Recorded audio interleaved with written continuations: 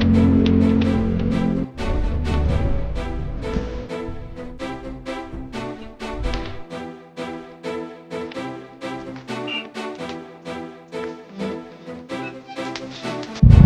umaga mga kamay. So matuloy lang, pupunta na tayo ngayon sa Calaraya Skypad. So medyo tuyo na yung daan. At the same time yan, nagbabadya na naman ang panahon. Kanina uminit na. Hindi ko alam kung si may parating daw bagyo si Berbena eh. So sana malusog ko na. Dito na ako tapat ng yan, welcome to Pagsanhan to. At tatahakin natin ang daan pa roon papunta sa Calaraya Skypad. So lagi ko siya nadadaanan pero hindi pa ako nakapasok. Marami-rami na siguro na nag-upload sa YouTube pero hindi pa siguro na talagang kumbaga searchable sa mga content creators kasi mostly ang nag-vlog mga small content creator na tulad ko din mga kamay. So anyways, pabiyahe lang tayo at samahan ninyo ako sa ating hindi ko alam kung joyride or basta kailangan natin mag-explore mga kamay at na-intrigue ako mga kamay dun sa Calaraya Skypad. Palay nyo may mga viewers tayo na gusto mag-chill, mag-relax, pumunta sa isang lugar na merong good vibes. So ito na yan siguro mga kamay, samahan ninyo ako.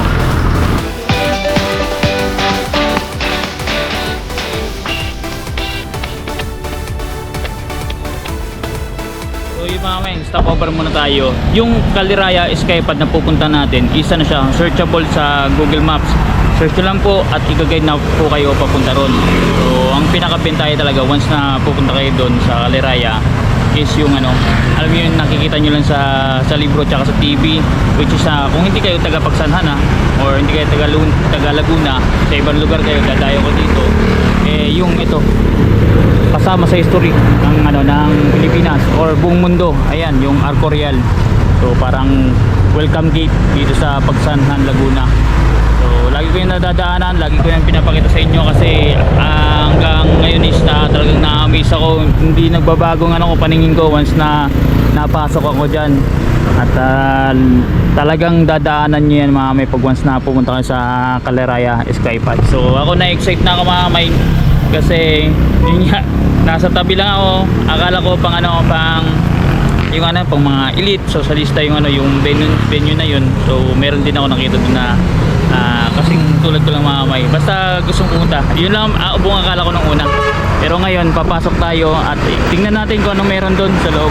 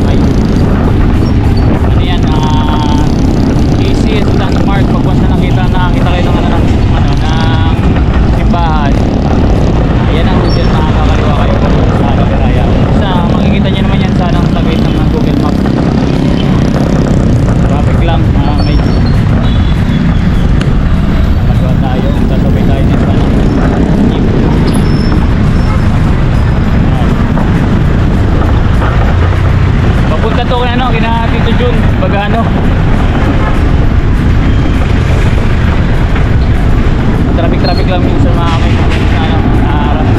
hour. Dyan na naman may intersection. Yan, diretso lang tayo dun mga kamay. Yan, mag-inquire tayo dyan sa Yamaha. Meron dun sa amin malapit. Hindi kayo maliligaw dito mga kamay kasi kukunti lang naman ng ang intersection, tsaka wala kayong halos lilikuan kasi ang naman Skypad naman is halos nasa highway left side ng Calaraya Longbound Road. Tara, let's kita-kits tayo doon. Yun mga may, ito yung isa sa pinaka malawak na tulay dito sa Lumban. Ayan, talagang yan, sobrang laki niyan mga may. At kulay tsokolating man yung tubig. Tapos Kasi gawa ng ano, panay yung ulan. So napaligiran sila ng ano, ng kabundukan. So ayan, luwag niyan mga kamay. Sabi ko nga sa inyo, yung mga nagra-rides papuntang Marilaki, pabalik dito o papuntang Quezon. So dito sila naghahanay-hanay, parang photo ops ba. So, dito yung kina Tito Jun magano. Hindi ko alam kung taga saan dito si Tito Jun eh. Kasi siya mismo nagbanggit sa natin sa comment section na taga rito siya sa Lumban, Laguna. So matagal na siya hindi nakakauwi. So ito naman, lagi kong dinadaanan nang nasin ako sa Siniluan. Yan. Doon tayo mamaya ng bundok na yan, madadaanan natin yan eh. Bakit tayo sa ano, sa Kaliraya, Lumban Kaliraya Road. Parang ano yun, ang Kaliraya kasi part ng Kabinti. So parang naambon kasi mamay eh. Yun ang ano, kaya ako nagpapaata-ata ako mamay, yung pa dalawang isip kasi gawa ng panahon. Sabi daw mamaya daw ang ano, yung dating ng ano ng bagyo. Hindi ko alam kung Mindanao o dito sa Luzon eh. Nakakalito. So biyahe lang tayo para at least ano, makita na natin yung Skypad for the first time. So yung mga may kanina nasa T intersection tayo, ngayon Y naman. Yung sa bantang kaliwa papuntang ano yan, Siniluan, Mabitak, Manila, Marilaki, yan. Ano yan, papuntang ano, Rizal, yan. Tapos dito naman pakyat, yan yung papuntang Kaliraya. Tapos dun sa Skypad. So dito tayo sa kanan. At kanina T, ngayon Y naman. Y intersection. So akyat tayo. At maraming ano dyan, curvalicious. So kung nakamotor kayo, nakasingle, nakakotse, ingat kayo sa pag akyat. Lalo pag hindi kayo familiar ha sa daan. Kasi baka ano kayo, ma-overshoot kung pagdadrive nyo eh, may mga bangin dyan. Tsaka magkikipot na daan. So akyat na tayo mga may. Dito malilito or mawawala. Basta chill ride lang mga kamay ha. Daming ginagawa mga kamay. So, wala halos dito na ano na daan ng mga sasakyan, lalo yung ano, yung public ano, utility ano, jeepney, yung PUJ na biyahe na jeep. Meron naman pero ano, may oras kasi may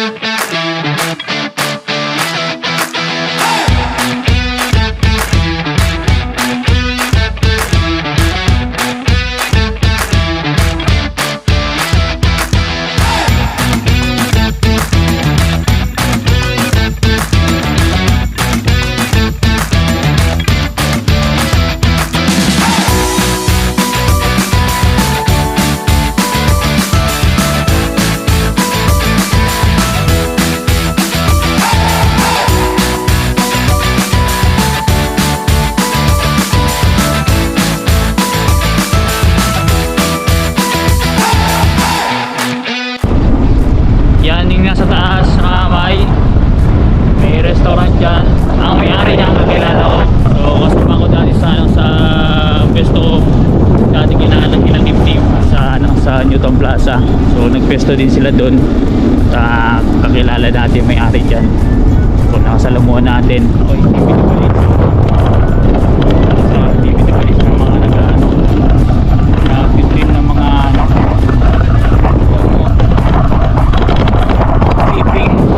keeping the road clean and green.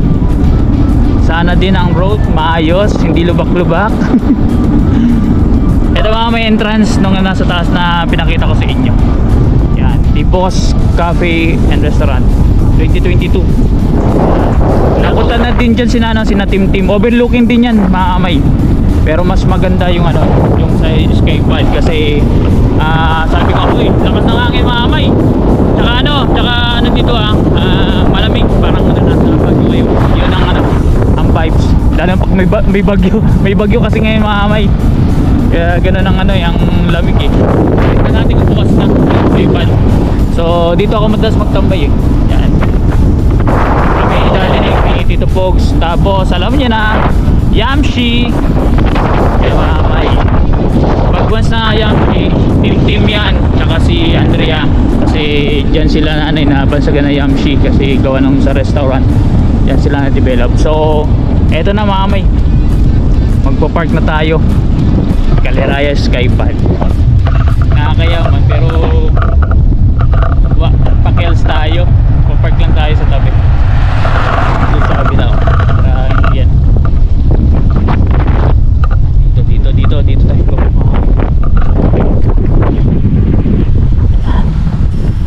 Kasi sa totoo lang mga kamay, nung dumadaan ako, binayos pa talaga yan.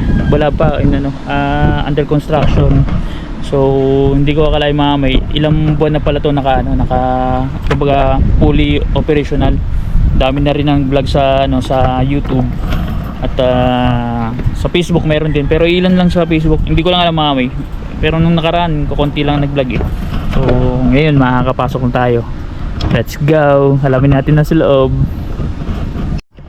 So yung mga kamay, hindi kayo malilito ha, nasa national road lang siya. Hindi ko alam kung national road, basta local road. Tapos dyan may mga may mga kainan, may coffee shop, mga milk tea shop. Tapos may dyan, may ATV sa unahan. Nadadaanan ko rin mga kamay. Tapos mga campsites marami, sobrang daming campsites dyan. So mamimili na lang kayo, kahit nandun yung Caliraya Lake mismo. So madaming andun mga food stalls sa tabi ng ng kalsada, lalo pagdating sa hapon. Saka yung tinatambayan ko na Japanese Garden, so doon din sa unahan. So lang dito tayo mga kamay, kasi kailan tayo papasok dito eh. Check natin ang vibes. Ang daming tao mga big time talaga tayo naman mga kamay, pwedeng sa ayun mga kamay Caliraya Skypad. Check natin sa loob mga kamay. Doon muna tayo sa baba, kasi nakita ko sa vlog shop may baba eh, bago tayo sa taas. Tapos meron dito may sa tabi Highlanders Coffee and Tea. Yan, ganyan din ang kanilang motif mga kamay. Sabi doon sa vlog, pwede ka mag-order tapos dadalhin daw doon, baka isa lang may-ari. Baba tayo dito, overlooking yung mga kamay. Sarado pa. May yan yan makikita nyo dito, diba? Sarado pa, baka mamaya pang bukas, kasi naulan at least pinakita sa inyo. Diyan ako dumaan kanina mga kamay, pupunta rito.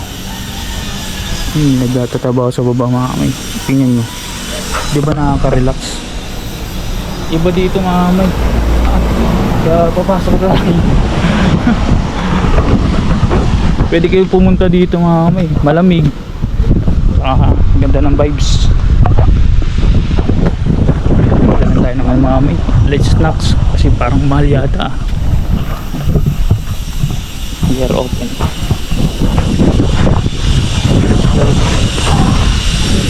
Ay mga kamay,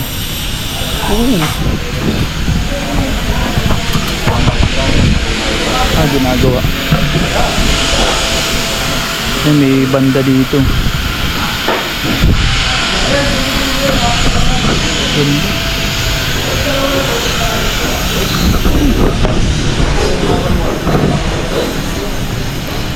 Pili ka ng lugar na upo. Sarado pa pala sa baba. Opo. Ano oras pa nagbubukas yan? Alas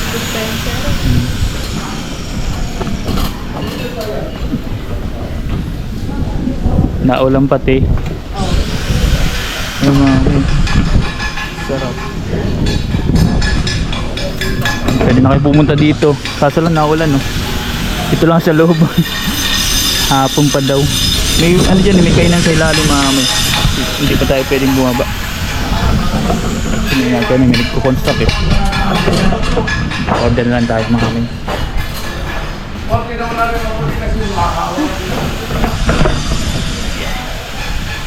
Malawak pati mga kamay. Dito tayo sa tabi para makita natin yung view.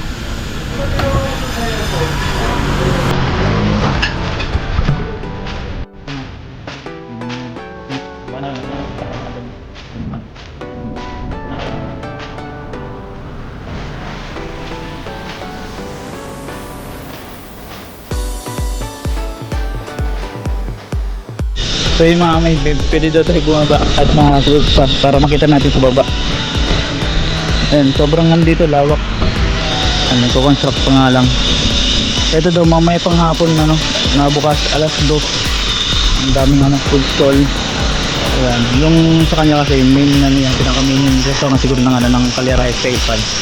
Ito na yung mga food stall. Sarap pa.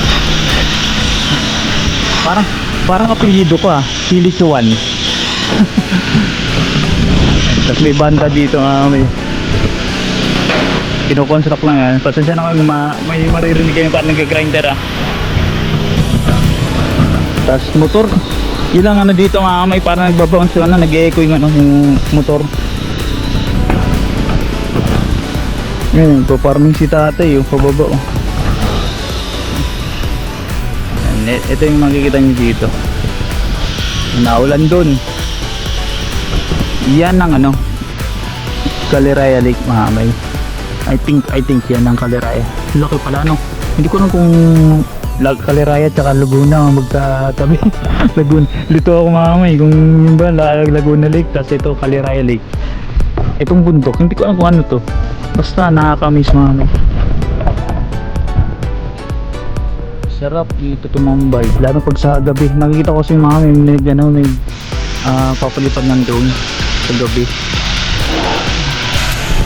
Lupit dito, nakapasok din sa mga talaga mga pupunta magbaon kayo ng ano ng budget kasi maharlika ang per head.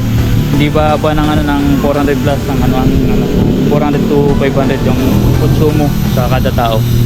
So talagang kailangan nyo pag-ipunan yung budget Mahamay para makakain kayo tapos magkaroon ng ganitong ano vibes. Chill lang, very chill, tambay lang kayo. Dami naman table, kung mag-iinuman kayo meron din, may mga bucket Mahamay. So alam nyo na kung pag bucket ilang pirasong beer, libo. Kita tayo kasi ano, naulan.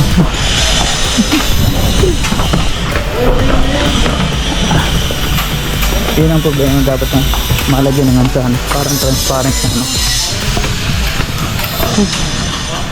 Yeah. Ulan na. Parang na-ambias. Na-ambias ba? Sige, lipat naman po ako. Dito na lang po. Yan na nga dito sa advantage pala. Pag once na malakas ang hangin, pasok.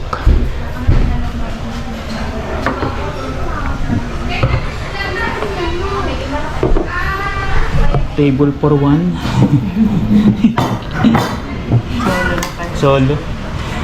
Solo rider.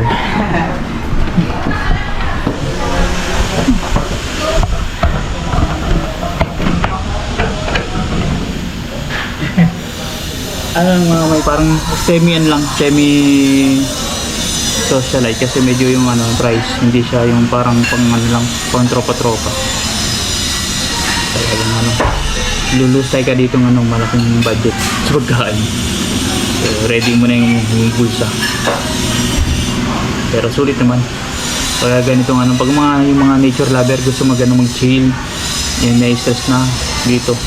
Tsaka may mga iba pa naman na puntahan din. Kung ayaw nyo dito, meron mo naman pupuntahan sa yan sa unahan, sa taas, mga kainan na pangano lang pang barkada meal lang, pangano lang, yung friendly budget ba? Yan sa taas pa. Babiyahin nyo lang. Nasa tabing ano lang tayo kasabi. So, yun. At least na experience ko na meron dito at the same time yung price mo na, yung mga pagkain.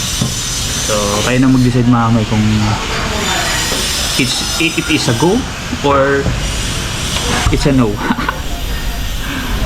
So skipan sila Mahamay para mabawi natin kinain natin dito.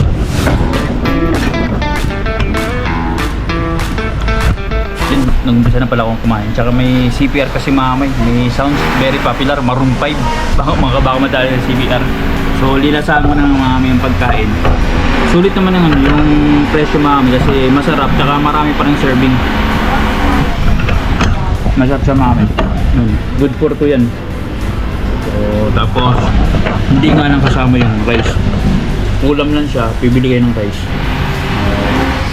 Sa ulam, bili na kayo ng rice. Sakto na yan Mahamay. So at least nasa pasa pa rin sa value meal. Ayan, shoutout kay Kuya Emet. Ayan. Ang ingay nga lang mami, may nagko-construct. Nasaktuhan ko pa. Saka tumila na ano, ulan no. Sana magtuloy-tuloy na. Wala pang tao mami.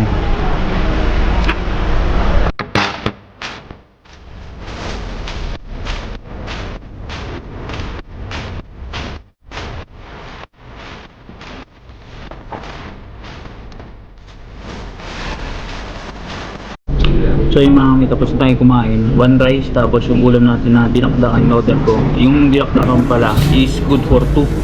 So medyo pricey siya, pero pag once dalawa kayo, medyo okay na rin.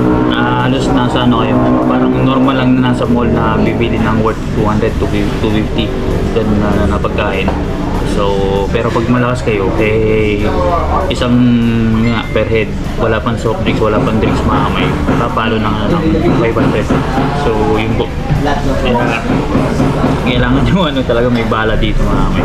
So, like I said maamay, meron dong ano, mga budget meal dyan sa unahan, sa labas. Siguro ano, pupunta natin sa ano, sa unahan, check lang natin maamay. Yung ano, yung area na sinasabi ko. Busog ako take out ko na lang yun yung sobra kasi mamaya pwede natin patingin kay Mrs. kasi paborito na yung dinakdakan. Kanina pa may CPR ayan may sounds na naman. Yun mga mate, hindi maintindihan ng panahon, naulan na naman. So pupunta tayo dun sa taas, check natin meron dyan parang milk tea coffee shop. Check natin mga may. Hindi rin ako nakapasok, lagi ko nadadaanan. Doon tayo magdi-discuss pala mga may ng Team Barena kasi nag-submit na po sila ngayon. At nakapag-live stream na kasi ako kaninang madaling araw. Gawa nung dapat kanina ako pupunta dito. Kaso lang yan, ganun gawa ng panahon. Napaka pangit mo, Verbena. Tara let's mga may. Nababasa na tayo. 2 days pa naman tayo hindi naliligo. So yung mama, ito yung sinasabi sa inyo, siguro mga 150 hanggang 200 meters galing sa Caliraya Skypad. So dito tayo sa Caliraya Adventure Park. So may mga dyan, ATV yan dito tayo nakapark mamay. Hindi rin kayo mawawala kasi nasa highway din mamay. Daming silang booth. So check natin meron dito. Hindi kayo mababasa.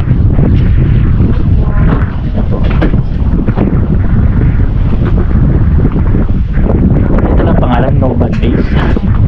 Ayos order muna tayo mga. So yung mga may, dito tayo umorder ng drinks. Ang pangalan pala ng No Bad Days. So ibig sabihin wala talagang bad. Sana maging good yung yung juice. In-order natin mga may soda series na lychee flavor.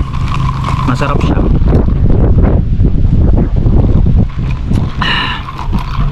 Sarap. Paano kayo makakatagos yung Mali yata yung straw na nakuha ko mga may. May parang sa ilalim mo, parang nata-nata. Masarap ang lasa. Masarap ang pagkakatimpla. Sakto tamis. Hindi nakaumay. Tsaka dito tayo sa tapat mga may sinasabi sa mga may ATV. Tsaka yung parang natulad sa sa Bohol nung pumunta kami. Yan, may truck dito. Hindi ko alam kung magkano yung bayad. Yan, dito lang yan sa daan mga may. Sabi ko sa inyo 100 to 200 meters mga galing sa Caliraya sa Skypad. Makapag-ikot-ikot ko dyan. May sila, truck sila. So may mga guide yan sina kuya.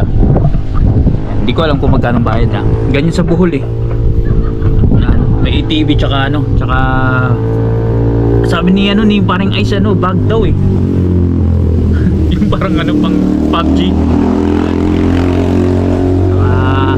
Soon may kaya ako pinaplano kumuha ng motor kasi nga yung e-bike natin hindi niya kaya yung pang long range kasi syempre yung battery operated yan Hindi naman pwede yan na solar kasi sobrang mahal lang ipapasolar para lang ano. So kaya magko-convert tayo sa ano sa motor para pang long range. At yun nga, nahiya pa ako mag-canvas eh. Naisip-isip ko, kumbaga ipapasingking ko lang sa sarili ko mamay na kukuha ko ng motor. Papasok ako sa motor shop, magkakanvas ako. Nahiya pa kasi ako mamay kasi wala pa akong hawak na budget eh. Pag mayroon na yun, malakas ang loob ko niyan, magtanong na ito ganyan. Pero let's see mamay, baka magkaroon ng guts na mag-inquire o mag-canvas kahit wala pang budget. So yun, dito tayo kukuha mamay sa challenge kung sakali na pumalit ko talaga. O magkaroon ng himala ba. Lakas ang hangin ba? Napaka fresh. Chill lang dito ang vibes. Nadadaanan ko to, madami na napunta dito. Hindi ako natigil, dire-diretso lang ako hanggang dun sa may Caliraya Lake, sa proper. Madami pa dun, mga may campsite. Marami kayong mapupuntahan dito. Kaya sulit yung sulit ang travel nyo. Pero magdala kayo ng budget kailangan talaga ng budget na malupit. Kasi kung lalo pag galing kayo Manila, so hindi pwedeng kung may mga big pwede. Sasakyan, kotse, yun pa together with your family pwede, basta may dala kayong talagang budget na matindi para maikot nyo itong ito pa lang, isang party pa lang, Caliraya, Kabinti pa lang ito mga may, hindi pa kasali yung mga pagsanan. Laguna, madadaan nyo kasi mga may Lumban, Laguna. So yan ang mga dyan, may mga mapupuntahan kahit pa paano. So dito kasi yung pinaka tourist spot mismo ang Caliraya. Kaya sulit, nakaka-relax lalo dito sa Nupang ko, lalo pag gagabi pag nagpunta kayo dito. Pero ingat lang mami pag sa gabi kasi syempre yung daanan nga sinasabi ko sa inyo medyo delikado pag hindi ka pamilyar. Nahirapan ako kasi may nata sa ilalim pag iniigop po pumapasok sa straw hindi pumapasok, bumabara sa straw. So yung mga may marami pala dito nagra-rise, mga big bike, mga grupo dito sa sa Caliraya. Basta mayroon nung tinatambayan sa unahan, mga siguro mga 5 minutes o 10 minutes to go. Yan doon na kayo sa pinaka talagang pinapasyalan ng mga tao. Tsaka doon din nagpo-photoshoot si Tim. So kailangan si Tim, di ba? Tim channel. Ngayon nagtabilit na ako mamay sa Timbarena. So dito ko na isasabihin yung revenue update ng Timbarena sa ngayon, day 21 kasi ngayon tama ba, day 20 na 21 o 22? Day 22 mamay. Day 22. So inulit ko, tatlo lang sila naglalaban-laban, si Katuba, Gagambay Kore, tsaka si Rihanna Pot. So mabilis lang tumamay. Babanggitin ko yung yung kahapon na revenue nila, day 21, tapos ngayon day 22.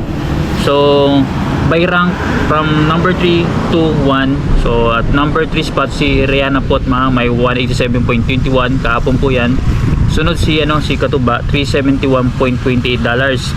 Ang number 1 si Gagambay Kore, 446.44. So ngayon mamay sa day 22 wala pa rin nagbago mamay sa posisyon. So still ganun pa rin, 3, 2, 1. At number 3 spot si Rihanna Tot, 187.78. So hindi siya nadagdagan ng wala pang $1 mamay, point something na lang nadadagdag kay Rihanna Tot.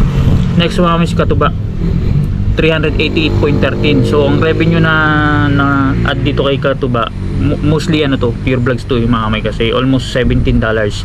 Ngayon kay Gagambay Kore at number 1 spot, 470.58. Nadagdagan si Kore ng halos 26 something, almost $26 mga kamay. So yan pong ranking sa Timbarena.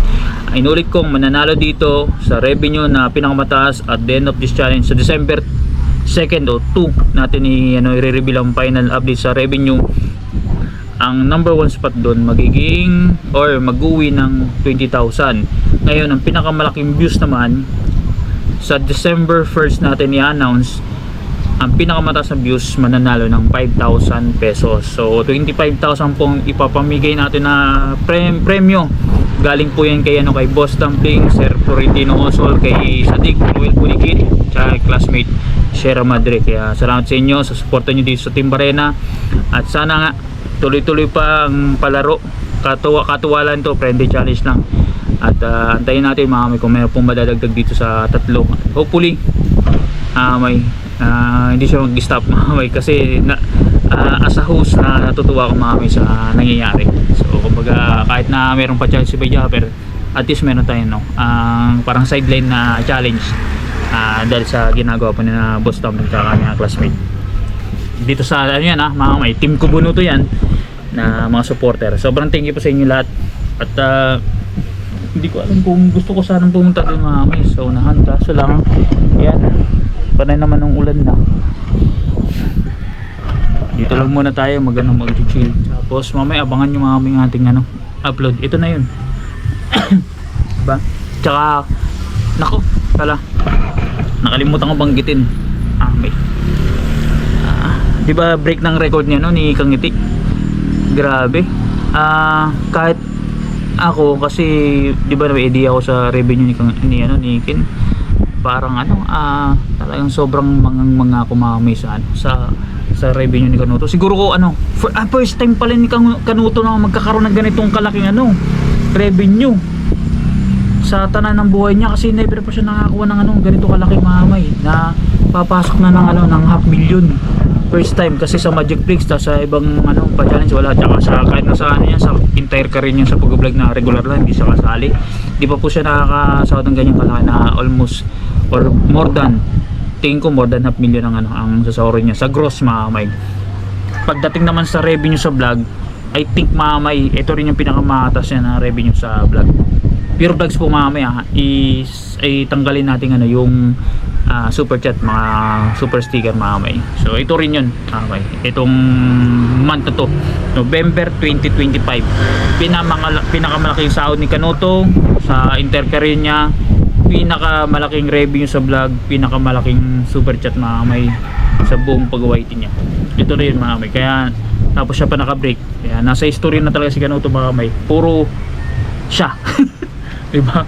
Nag-aabol ngayon si Kuya Noli, at sana magkaroon ng parang dikdikan lang kahit paano, at malalaman natin sa dulo kung sino talaga nasa top 1 when it comes sa revenue tsaka sa views